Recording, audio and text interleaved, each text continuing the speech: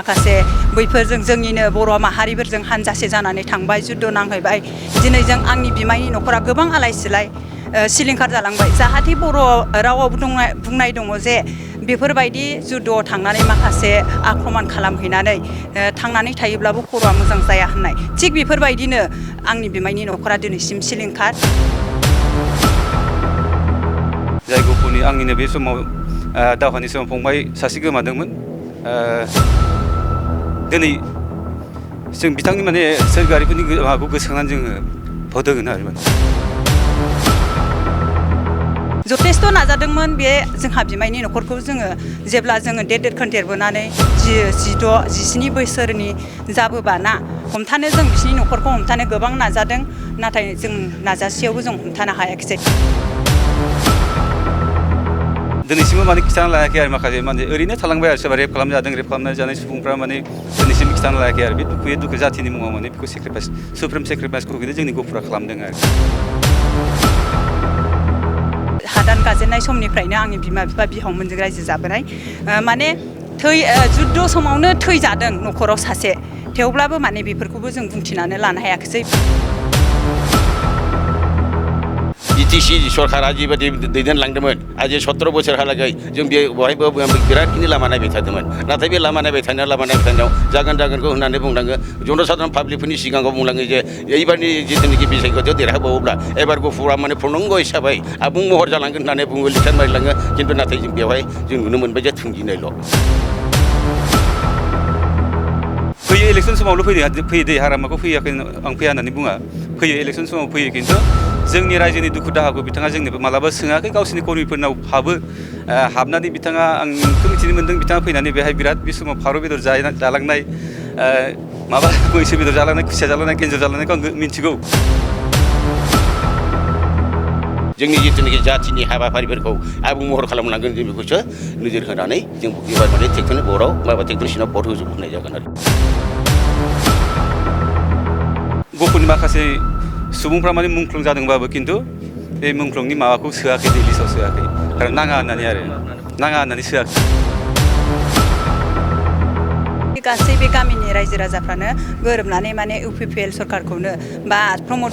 बर' सारनि सरकारिखौनो माने बे ट्रेक्टरनि सिनावनो भट होनानै जों देरहागोन होननानै जों सानदों आरो नैबे बिसायख'थियावबो जाहाथे जोङो जि मिजिं आसा जों आन्दलन खालामदोंमोन बेखौ दिनै जाफुंसारनाय हिसाबै बे जाफुंसारनायनि मुङाव जों भट होगोन आरो माने सोरबा बेहाय बेक्ति सुबुङा माने गावबागाव मुलाम्फानि थाखाय माने भट बिनो फैबा खिन्थु मुलाम्फा जानाय नङा आरो खोनादों प्रेस मुसाहारिया सोरनोबा एसे एनै फैसा होलांदोंनो दा जों गामियावबो 1500 माने होदों ना मादोंनो सोरनोबा 200-300 थाखा होदोंनो फैसाजों जोंखौ बायनो हानाय नङा आरो बिथाङा नंगौ बर' हारिनि सोमावसारनायनि मोनसे जारिमिनारि थावनि जायखौ गोहोफुर एबा गहपुर होननानै बुंदों बे हालामनिफ्राय गोबांबार खेब सोमावसारनाय समाव एबसु BLT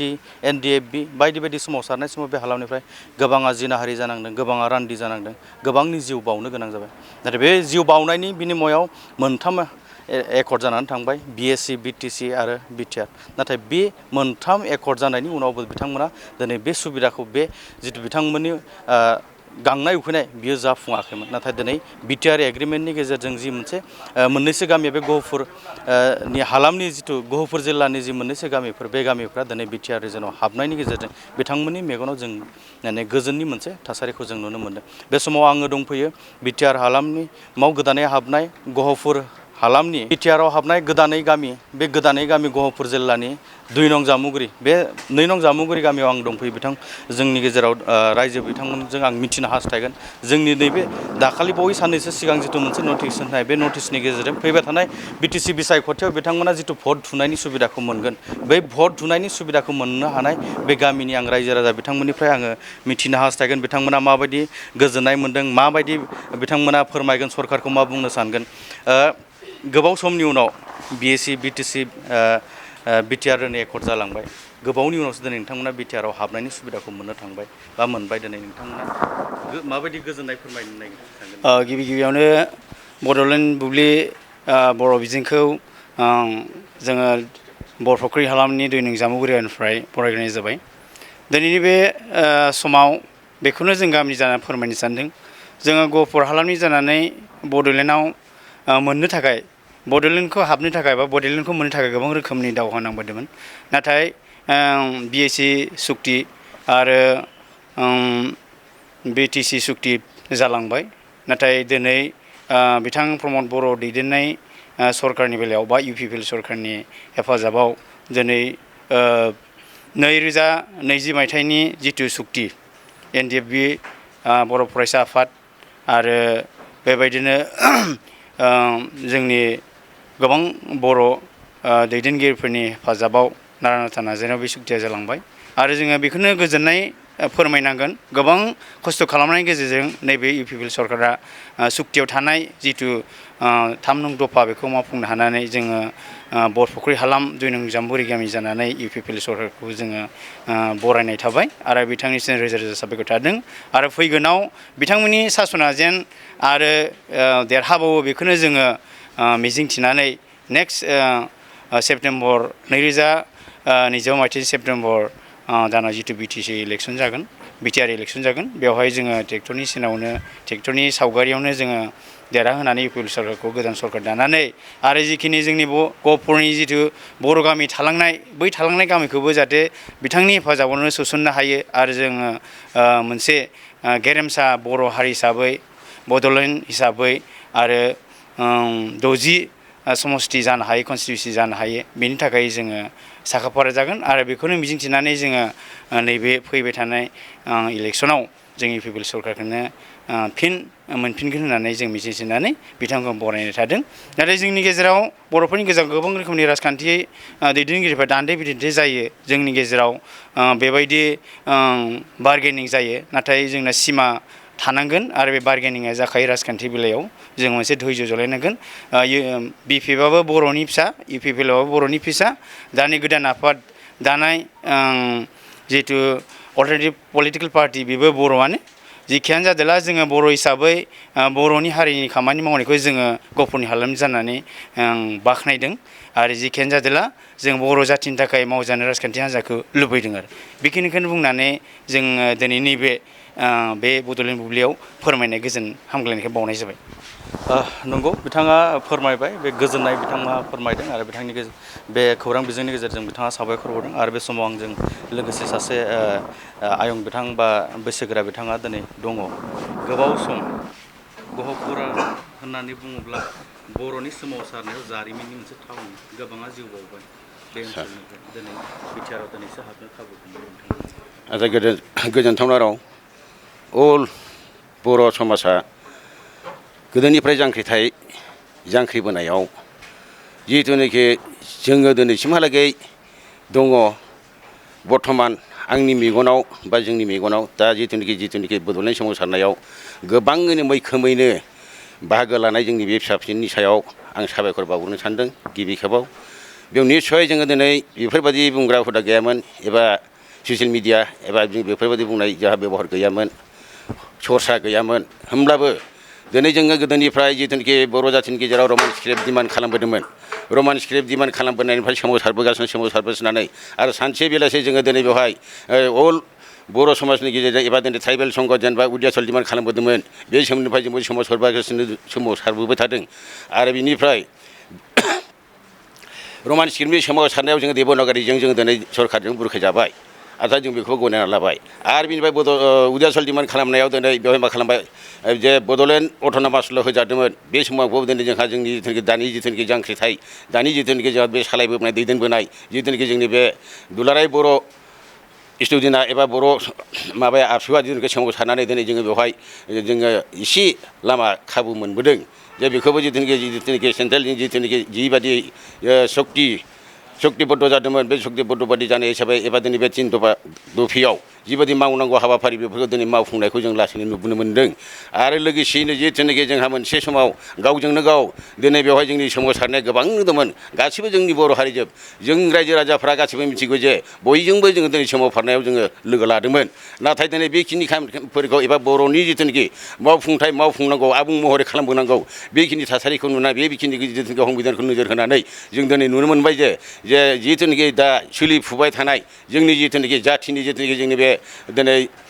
संगठना जि मावबोदों एबा इउपिपिएलआ जि मावबोदों जों बेखौ एसे गोजोनथावना मोनदों आरोखि होमब्लाबो दिनै गोजोनथावना मोनदोंब्लाबो जों दिनै आबुं महरै मोनबोआखै दाबो बे आबुं महर जानो खारनै जोंहा बेसेबांबा सम नांगौ गोजौनि जिथुनाखि बुंथिगिरिफ्रा बुंथिलांबाय जिथुनाखि दैदेनगिरिफ्रा दैदेनलांदों बेखिनिखौ जों दिनै नोजोर होनानै जे जाहाथे इयुनहालागैबो जाहाथे बेखिनि खामानिफोरखौ मावफुंलांगोन आरो जों जोबोरैनो गोजोननाय मोनदों जों दिनै बेवहाय 1900 जिथुनाखि 83 सनावबो जोंहा दावहा जाना थांखांबाय गफुर हालामाव आरो बेजों लोगोसेनो जों 1900 जिथुनाखि 89 सनावबो दावहा जाना थांबाय होमब्लाबो दिनै जों बे गफुर हालामा माबा मोनसे दिनै बर' जातिनि दुलाराय सोमावसारनायाव जों दिनै रावखौबो जों नेवसिगाराखै जों गोख्रों भाबैनो जों दिनै बेवहाय माने बाहागो लादों आरो बेवहाय मैखोम हिसाबै दा दिनैसिमहालागै जोंहा दिनै बेफोरबायदिखौ जोंहा सोमावसारनायनि जों सम गैला आं दिनै बैसो खाल जाबोबाय दा जोंनिनो फिसा फिसौफ्रानो गासैबो बेखिनियाव दोलो भाबै जा बे माबायावनो जिथुनाखि इउपिपिएलआवनो बाहागो लानानै दं आरो इउपिपिएलआवनो जोंहा दिनै बेवहाय माने मैखोम हिसाबै आंनिनो जिथुनाखि हौवा परियालफोर जाथि खुरमाफोर गासै गफुर हालामाव बुंनो थाङोब्ला बेवहाय 10खान गामिया आंनिनो फ्राय बेवहाय जाथि हौवा परियाल दंजोबखायो बेखायनो आं दा बुंनो सानदों आरो दा जिथुनाखि गिबि खेबाव बुंलांदोंमोन जोंहा परमेश्वर बसुमतारिया बेबो आंनिनो परियालखाजोब बेखायनो आं दा सानदों जे फैगोन जिथुनाखि बिसायख'थियाव गोख्रों भाबै एबा दोलो भाबै जोंहा बेवहाय गोख्रोङै माने एकदम देरहालांगोन होननानै सानदों आङो जे जोंनि बे इउपिपिएल दोलोआनो देरहालांगोन जथेस्थ' 2003 मायथाइयाव बिटिसि सुक्ति जादों औ बिटिसि सुक्तिनि दफायावबो दङमोन गामि सोसननाय माने 95 गामि सोसननाय बे गुबा गामि बोसोर बारलांबाय दिनै बे गुबा गामि सोसननायाव आगोलनि जिथुनाखि जोंहा बिथां बिटिसि सरकारा जिबायदि दैदेनलांदोंमोन आज 17 बोसोरहालागै जों बेवहायबो बिरादखिनि लामा नायबाय थादोंमोन नाथाय बे लामा नायबाय थानायाव जागोनखौ होननानै बुंलाङो जनसाधारन पाब्लिकफोरनि सिगाङाव बुंलाङो जे एबारनि जिथुनाखि बिसायख'थियाव देरहाबावोब्ला एबार गफुरा माने पूर्णांग हिसाबै आबुं महर जालांगोन होननानै बुङो इलेक्सन मारिलाङो खिन्थु नाथाय जों बेवहाय जों नुनो मोनबाय जे थुंगिनायल' दा बेखायनो जिहेथुनाखि दा जोङो सानदों जे आरो दाबो जों सानगासिनो दं दाबो जों बुंगासिनो दङ जोंनाव माने जोंनि बे जनसाधारन रायजो राजाफ्रा जोङो अन्य रोखोमखौ साननो थाङा जायबादि मानसिफ्रा दैदेनलांदों एबा माबे मोनसे संगठना माबे मोनसे राजनिथिकआ दैदेनलांदों जों बेखौ जों नोजोर होगासिनो दं आरो दाबो जोंहा बे इउपिपिएलनि सायावनो जोंहा जोबोरैनो जों साबायखर बावनाय दंखाजोबो आरोखि दा बेनो जोंनि 2 नं जामुगुरिनिफ्राय फ्राय जोंहा बेवहाय माने 9900 माबा दङ पपुलेसन दङ बे पपुलेसना जोंना बेहाय सोरबा सासे सानै थांनो हागौ आरो बेफोरखौ जों बुंनो हाया खिन्थु राजनिथिक होननानै राजनिथिकनि हाबाफोरखौबो जों नोजोर होगासिनो दं जे राजनिथिकजों लोगोसे जोंनि जिथुनाखि जाथिनि हाबाफारिफोरखौ आबुं महर खालामलांगोन जों बेखौसो नोजोर होनानै जों एबार माने ट्रेक्टरनि बर्डआव माबा ट्रेक्टरनि सिङाव भट होजोब होनाय जागोन आरोखि गोजोन्थों नंगौ बिथाङा गावनि गोसोनि बाथ्राखौ फोरमायबाय गोबाव सम बिथांमोना नेदोंमोन नाथाय नेनायनि उनावबो बे जाफुंसार जायाखैमोन बिथाङा बे गावनि गोसोनि बाथ्राखौ फोरमायदों आरो आं मिथिबावनो हास्थायबावगोन प्रेस मुसाहारि जाय दायो जाय बियाबाव नोंथांमोननि गामिया हाबदों धोनस्रि बियाबनि MCLA प्रेस मुसाहारि BPFनि बिथाङा नैबे ओनसोलनिफ्रायनो बिथाङा 35 बोसोर सिगांनिफ्राय संग्रामखौ जागायलांदोंमोन होननानै बुंदों नाथाय 17 बोसोर हाग्रामा महिलारि बिथांनि बिटिसि खुंथाय थानाय समावबो नोंथांमोननि गामिया हाबाखैमोन दिनै बिथांमोना फोसावदिं मेल खालामफैदों गिबियावनो खुलुमनायखौ जासिग्रोबाय जि नोंथाङा कुइसन खालामदों माने नंगौ प्रेस मुसाहारिया जोंनि बे हालामनिमोन बिथांनि बिदाजोंनो आं मोनसे समाव लोगोमोन क्लासमेटमोन नाथाय जि आन्दलनाव ओंखारलांबाय बिथाङा दिनैसिमबो आं सिनायला आंखौ सिनायना बिथाङा आंखौ सिनायो ओरैबायदि हालादाव गोलैबाय ओंखारबाय माने मोनसेल' खावलायनाय बिथांनिसिम जिहेतु जोंबो बिथांनि सायाव आसा खालामदोंमोन जिहेतु बिथाङाबो मोनसे समाव खुंथायाव दंमोन नालाय दाबो पावाराव दं जों सानदोंमोन माने मोनसे जितु गफुर हालामा हाबाखैब्लाबो जितु गावनिनो जोनोम जायगा होननानै फैगोन नामा होननानै जोंबो लामा नेनाय दंमोन आरो बै समाव मालाबाबो जों खबर लायाखै आरो जों नुवाखै बिथांनि माबाखौ महरखौ दिनैसिमबो नुवाखै आंमोन खोनादोंसो बे दाख्लै जोंनि बे नैबे जायगायावनो फैदोंनो खिन्थु आंखौ लोगो हमनो बिथाङा साहस जायाखै लोगो हमबा जों मोनसे कुइसन खालामगौमोन आरो जितु जों बिथाङा मोनसे जि संग्रामनि थाखाय हारिनि रैखाथिनि थाखाय बिथांमोना ओंखारलांदोंमोन जि ओंखारलांबाय गैला आरो जोंनि गफुराव नाथाय दिनै बिथाङा मा गोहोजों मा मोखांजों माने भट बिनो फैगोन आं माने बिथांनाव मोनसे कुइसन खालामनो लुबैदों आरो जे गावबो मिथिगौ गाव मोनसे समाव भुक्त'भुगि बे जायगानिनो आरो जों खननै खनथाम न' सावजाबाय बेहाय गावनिनो बिदायानो जिउ गोमादों जों मिथिगौ निस्सय दा बिथाङाबो दुखु मोनदों हारिनि थाखाय अब्लाबोथ' जोंखौ गोसोखांनांगौमोन ना आं मोनसे समाव माने खोनानो मोनदों आरो बिथाङा सासे सुबुंनिफ्राय खोनानो मोनदों बिथाङा सोंदोंमोन जोंनि आं धोरोम आफादनि आरो दा दुलाराय बाथौ गौथुमनि जोङो खामानि मावो आङो बाथौ नङा होननानै बिथाङा बुंदों आरो मोनसे समाव ओमफ्राय आङो गहपुरनि नङा होननानै बुंदों आरो बिराद दुखु मोनदों आरो बाब बिथाङा गहपुरनि नङा गहपुरावनो बिथाङा देरना फैनाय जोंजोंनो फरायनानै गावनि सिनायथिखौ अदालगुरियाव थांनानै माने बावबाय माने गहपुरनि नङा होननानै बिथाङा बुंदों आरो दिनै गहपुरनि नङा होननानै माबे गोहोजों बिथाङा बुंनो हाखोथाय आं बुंफिनदों आरो बिथाङा आंनि सिगाङाव बुङाखै खिन्थु आंनो खिथादों आरो जोंनि जे जिथु बिथाङा देरहानानै थाङोब्लाथ' आरो फैफिननाय नंखाया बेथ' साधारन खोथाखा बिथाङा मालाय अदालगुरियाव न' लुहैखाबाय गहपुरावथ' बिथाङा जेबो गैखाला जाथि खुरमाबो गैखाला दा बिथाङा खामानि मावफैगोनखौ आं माने खुनु माबा मिजिंथियाखै आरो दा जोंहा गोजोननाया बेनो आं रायजो राजाखौ खावलायगोन माने जोङो जिहेथु गावनि बेक्ति केन्द्रित माने सार्थफोरखौ गारनानै जाहाथे जोङो बेसेबा गोबावनि उनावहाय जोङो जोंनि गहपुराबो सोसनजाबाय जाय गहपुरनि आंनिनो बे समाव दावहानि समाव फंबाय सासे गोमादोंमोन दिनै जों बिथांनि माने सोरगोआरिफोरनि माबाखौ गोसोखांनानै जोङो भट होगोन आरो माने बेनो आरो माने हाग्रामा महिलारिया 17 बोसोर सरखार सालायबाय लोगोसे बिटिआर गोजोन गोरोबथाखौ बिथांनि आफादानो केस होदोंमोन फेयालेन जेराव मिथिखायो गहपुर सनितपुर बिश्वनाथआ बेयाव हाबनायनि दफा दंमोन थेवब्लाबो बिथांमोना बेखौ बाजानानै केस होदोंमोन बिथांमोना निस्सय माने सानदोंमोन खोमा बिथांमोनाबो मोनसे समाव संग्राम खालामदोंमोन हारिनि थाखाय गहपुर संकस्त सदिया होननानै बिथांमोना नाथाय गादि मोननाय लोगो लोगो बावलांबाय खोमा गहपुरनि खोथाखौ बावलांबाय निस्सय बावाखैबा माने फैयो इलेक्सन समावल' फैयो दै हारामाखौ फैयाखै आं फैया होननानै बुङा फैयो इलेक्सन समाव फैयो खिन्थु जोंनि रायजोनि दुखु दाहाखौ बिथाङा जोंनो मालाबा सोङाखै गावसिनि कर्मिफोरनाव हाबनानै बिथाङा आंथ' मिथिनो मोन्दों बिथाङा फैनानै बेहाय बिराद बे समाव फारौ बेदर जालांनाय माबा मैसो बेदर जालांनाय खुसिया जालांनाय एन्जर जालांनायखौ आं मिथिगौ फैयोमोन खिन्थु जोंनि गहपुरनि रायजो राजानि दुखुआ बोथिसे ओंखामखौ मोजाङै जानो मोनाखै बेखौ माने बिथांमोना मालाबा सोंफेराखै आरो जोंना माने जोंनि दुखु दाहाखौ बिथाङा सोंफेराखै आरो फैयोमोन नोंथाङा फोरमायदों नोंथांनि न'खरनिफ्रायबो मुंख्लं जादों मुंख्लं न'खर हिसाबै बिथांमोना मालाबा खबर लादोंमोन नामा मुंख्लं जादोंब्लाबो जोंहानि आफाया ओरैबायदि होनबाय बे समाव माने आंबो एबसुआव खामानि मावोमोन बे समाव आं गैयामोन जिहेतु 89 जोंनाव दावहा जादोंमोन नालाय आङो एकदम खारै माने हाजो माने जिर' खालामना दंहैयोमोन आरो नाथाय आफाया ओरैबायदि बुंबाय माने मुंख्लं जादोंबाबो फिसानि माबाखौ नाङा होननानै बिथाङा लायाखै आरो खिन्थु आंनिनो दिनै मोलाव बसुमतारी मुंख्लं जालांबाय बिथाङा आंनिनो मोनसे समाव क्लास फ्रेन्डमोन फेसआबो एसे जोंनि माने थाखो मोनसे थाखो मोननै उन्दै आरो बियो बे समाव माने ओरैबायदि जोंनि गहपुरनि माखासे सुबुंफ्रा माने मुंख्लं जादोंबाबो खिन्थु बे मुंख्लंनि माबाखौ सोआखै दै लिस्टआव सोआखै खारन नाङा होननानै सोआखै खबर लादोंमोननो आं गैयामोन खिन्थु आंनि सिगाङाव खबर लायाखै बेनिफ्राय आं दिनै आफाखौ बाख्नायगोन आरो थाखा फैसायाथ' देरसिन नङा नालाय जाथिया मोनसे समस्या समाधान जाबानो जाबाय दिनै आं बेखौनो माने मुंख्लंनि न'खर जानानै आं बेखौनो खावलायगोन जोंनो आं थिग बेबायदिनो नैबे बिसायख'थियावबो जाहाथे जोङो जि मिजिं आसा जों आन्दलन खालामदोंमोन बेखौ दिनै जाफुंसारनाय हिसाबै बे जाफुंसारनायनि मुङाव जों भट होगोन आरो माने सोरबा बेहाय बेक्ति सुबुङा माने गावबा गाव मुलाम्फानि थाखाय माने भट बिनो फैबा खिन्थु मुलाम्फा जानाय नङा आरो जोंनिफ्राय भटखौ मोननो हानाय नङा आरो फैबाय थानाय समाव प्रमद बर' बिथाङा मुंख्लं न'खर बेयाव एबसु बिएलटि एनडिएफबिजों खोथा गैया गासिबो मुंख्लंखौ नायगोन होननानै बिथाङा खोथा होबाय बेयाव नोंथांमोना मुंख्लं न'खरनिफ्राय मा सारनिसिमबो आं खावलायनाय थागोन जाहाथे जोङो माखासे ओरैबायदि माने सिटुवेसन जादों बै समाव माने जोङो दावहा जानाय समाव माने सेरखाय फेरखाय जाबाय नालाय सोरबा न'खरनि मानसिफ्रा मुंख्लं जादोंबाबो खिथाना लानो साहस जायाखै आरो खिथाना लायाखै बा सोरबा टर्चार मोन्दों जेरै जिनाहारि जादों सोरबा उख्रुब जादों बेफोरनिखौ माने खिन्थु दिनैसिमबो माने खिथाना लायाखै आरो माखासे माने ओरैनो थालांबाय आरो सोरबा रेप खालामजादों रेप खालामनानै जानाय सुबुंफ्रा माने दिनैसिमबो खिथाना लायाखै आरो बे दुखु जाथिनि मुङाव माने बेखौ सुप्रिम सेक्रिफाइसखौ खिन्थु जोंनि गहपुरा खालामदों आरो दा सारनिसिम खावलायनाय थागोन मैयाबो जों लोगो हमहैदोंमोन सारखौ थांदोंमोन थांनानै जों बेक्तिनि थाखाय थाङाखै जोंनि हालामनि जोंहा गोबां समस्या दङ बे समस्या लामा दालांनिफ्राय लानानै जों मैया गौथुमनि जानानै थांदोंमोन जिहेतु जोंनि गहपुरा गोबां सम आन्दलन खालामनानै गेग्रेबबाय दासो एसे जाखांफुदों ओंखायनो जिहेतु नोंथांमोना बिटिआरआव 17 बोसोर 20 बोसोर गोबां सुबिदा मोनबाय नालाय एबार जोंनो सार हरदो होनना बुंनाया बिथाङा मैया स्किम होना हरनायनि खोथा बुंदों आरो एबार गहपुरा जिहेतु दिनैसिमबोथ' बिटिआरनि खुनु माबा स्किम मोननो हायाखैमोन नालाय एबारनि खेबाव ओंखायनो जोङो नोंथांखौ देरहाहोनोसै जोंनो खिन्थु गुथे स्किमखौ माने नोंसोर धनस्रि माबायाव ओरै उदालगुरियाव होआलासिनो दैफाङाव होआलासिनो नोलोबारियाव होआलासिनो जोंनि गहपुराव फ्राय माने 70-80% सारा हरनांगोन होननानै जों मैया बुंबोदों आरो दा बेखिनियानो आरो नोंथांमोननि न'खरनि फंबाय बिदाफ्रा मुंख्लं जाबाय जायनि बिनियाव बिटिआर गोरोबथाया जाबाय दिनै जितु बिटिआरआव हाबबाय नोंथाङा एसेब्लाबो गोसोखांदों जानांगौ गोसोखांगोन निस्सय गोसोखांगोन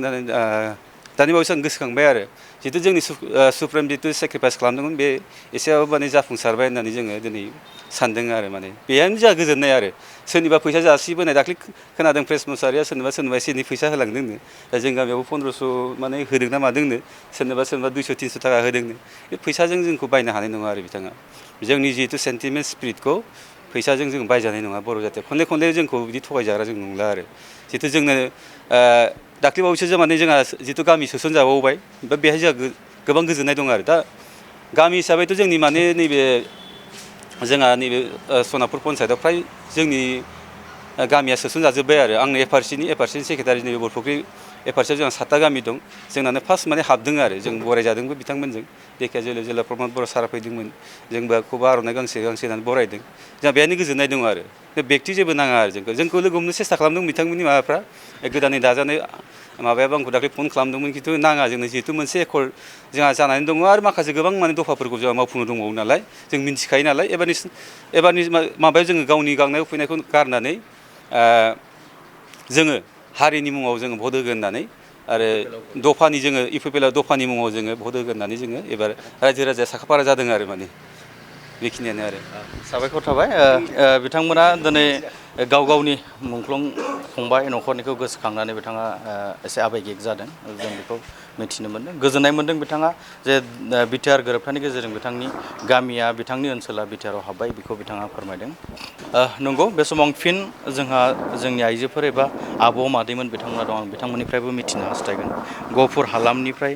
आन्दलननि समाव गोबाङा जिनाहारि जानांबाय गोबाङा रान्दि जानांबाय दिनैसो नोंथांमोना बिटिआरआव हाबनायनि सुबिदाखौ भट होनायनि सुबिदाखौ दिनै मोनबाय गोबाव सम सिगाङाव जुदि सुक्ति जादोंब्लाबो नोंथांमोना दिनै माबायदि मोनदों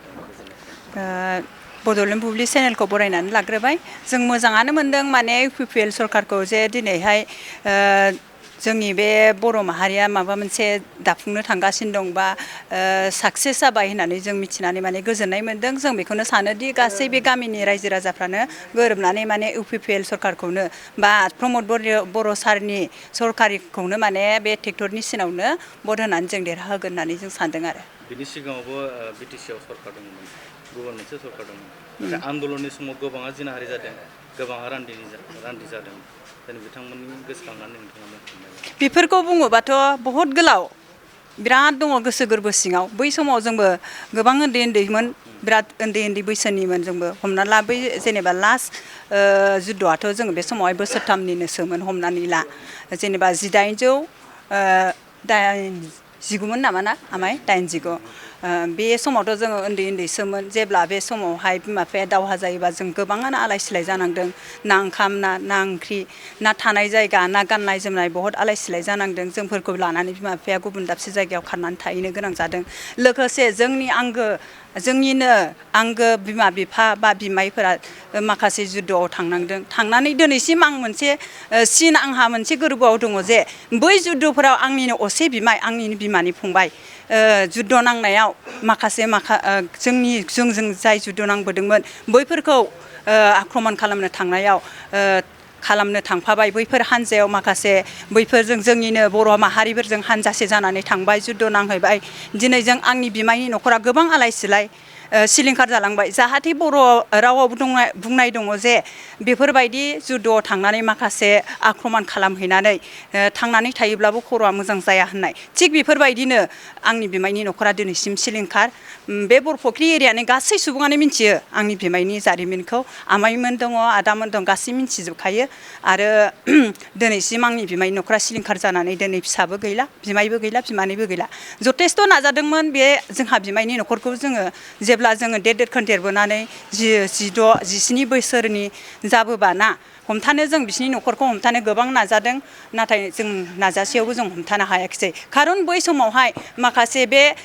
जोंनि एरियायाव माखासे थाबायग्रा सारमोनहाबो बे समाव एथबां गोख्रों नङामोन गोजौ लेभेलाव लांग्राफ्राबो एसेबां गोख्रों नङामोन बे हिसाबै माखासे जोंनि खस्थ' मोननाय न'खरनि सुबुंफोरा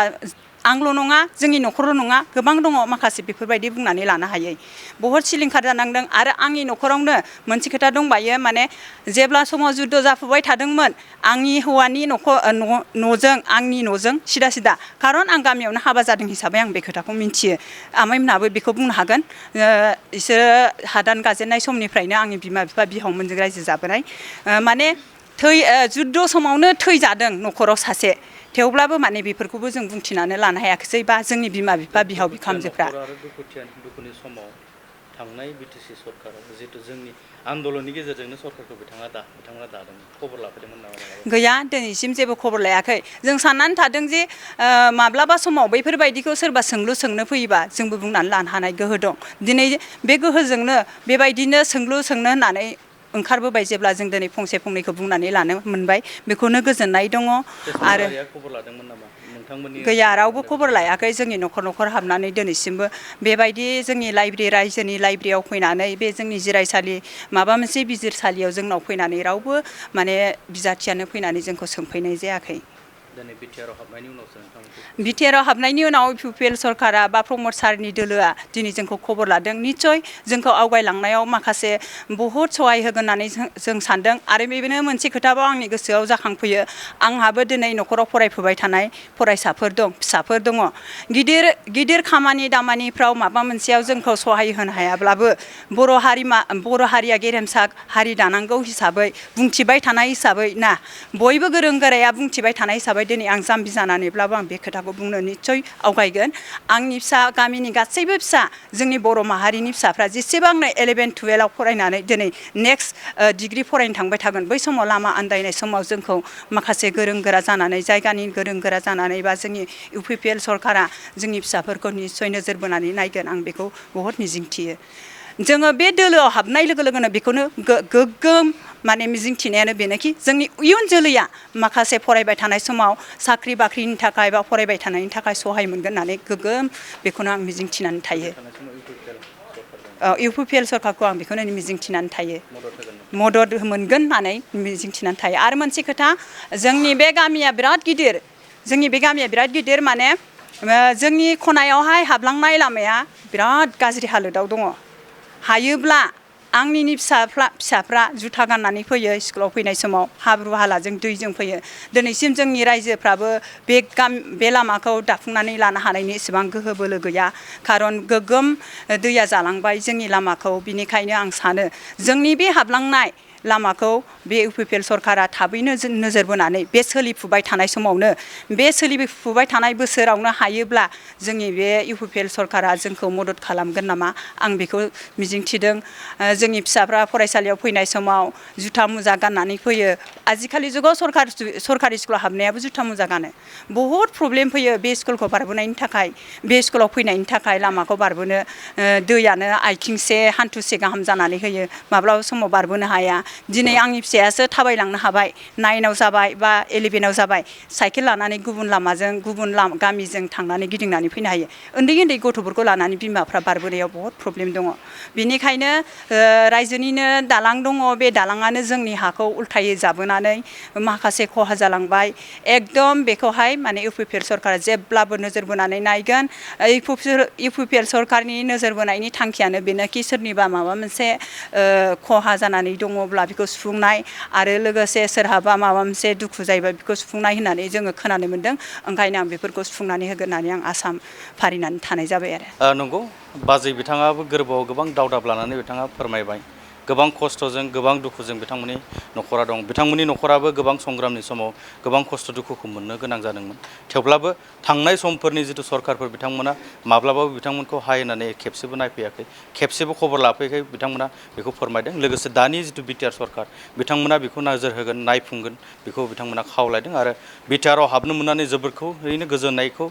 मोन्दों होननानै बिथांमोना फोरमायदों जोंनि बड'लेण्ड बुब्लिनिफ्राय दायो गोदानै हाबनाय बिटिआर ओनसोलाव हाबनाय जिथु गामिफोर बे गामिफोरखौ अनसुंनानै दिनै बड'लेण्डआव जाय बिथांमोना गामि हाबबाय बिथांमोननि गामि जोङो गिदिंफुंनानै दिनै गहपुर जिल्लानि नैबे 2 नं जामुगुरि गामियाव जोङो नायसंफैनानै गहपुर जिल्लानिफ्राय बड'लेण्ड बुब्लिन जानानै सुखुराम बर' बड'लेण्ड बुब्लि